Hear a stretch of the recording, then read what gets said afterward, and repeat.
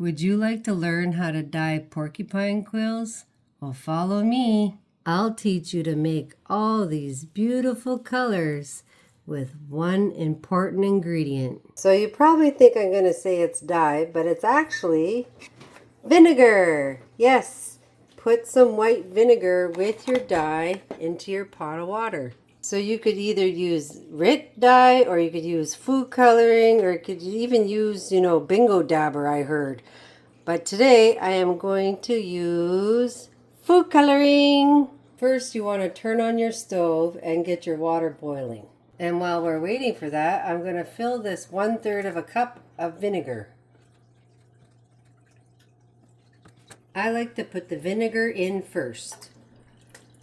I like to use one of these little sticks to stir because then I'm not ruining my silverware. Just making sure the vinegar is well mixed.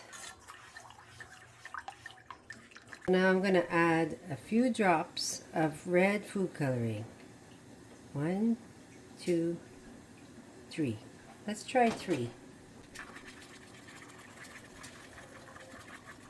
Let's add a couple more. 1, 2.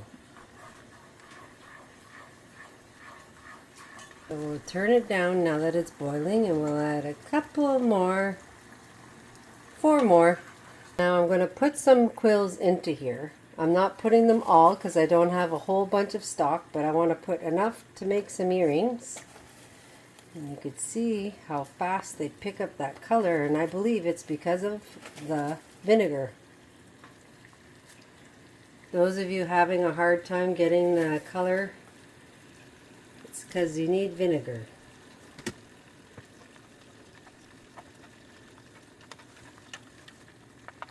So these aren't going as dark as I want. It's a pretty pink. If you're looking for pink, I find food coloring you have to put a little more than you would than the RIT dye because it just doesn't, it's not as concentrated as RIT dye. So we're going to add a couple more drops.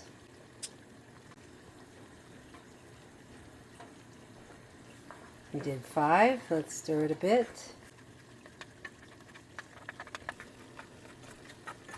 What a pretty color. You can see how much darker they already are. So now I'm going to take this and dump it into my strainer. I have a strainer in the sink, and I'm going to turn on the cold water and rinse it.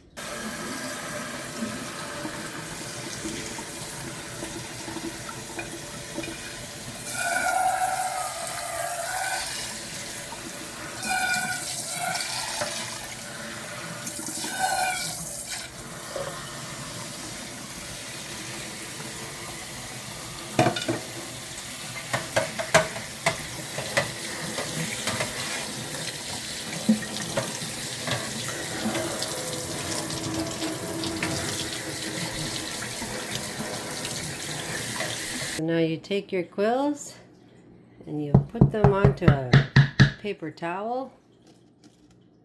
Make sure you get them all. And spread them out and let them dry. Respect the gift. Respect the gift.